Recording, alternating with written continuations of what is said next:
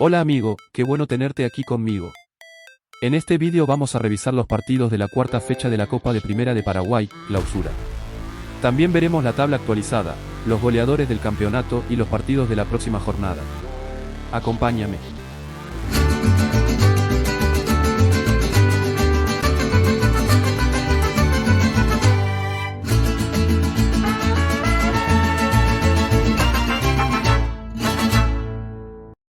Libertad y Sportivo Utrinidense empataron 2-2.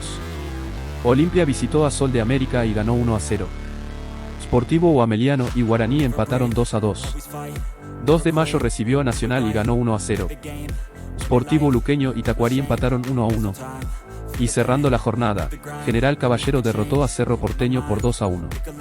Antes de mostrarte la tabla actualizada, deja tu like, suscríbete al canal y activa las notificaciones para recibir vídeos en cuanto sean publicados. 2 de mayo de 2010 puntos. Olimpia 8 puntos. Cerro Porteño 7 puntos. Guaraní 6 puntos. Libertad 5 puntos. Nacional 5 puntos. General Caballero 5 puntos. Sportivo Luqueño 5 puntos.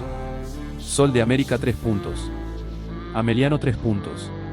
Sportivo Utrinidense 2 puntos. Y Tacuarí también con solo 2 puntos. El goleador del campeonato es Ceciliano Domínguez, de Cerro Porteño, con 11 goles marcados. Déjame en los comentarios desde dónde estás viendo este vídeo y cuál es tu equipo favorito.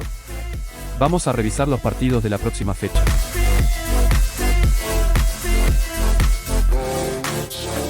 They wanna say my name, but they holding back. They wanna say they hate, but they know it's cap. I ain't play no games, I just do that's fact. And I don't feel no shame, it's a mood you lack. I go crazy, nah, but I ain't lazy. Track after track, I work on this shit daily. Pass me the jack, right as fuel, got me hazy. About to unpack all these shit I've been chasing. I've got visions in my head, like memories after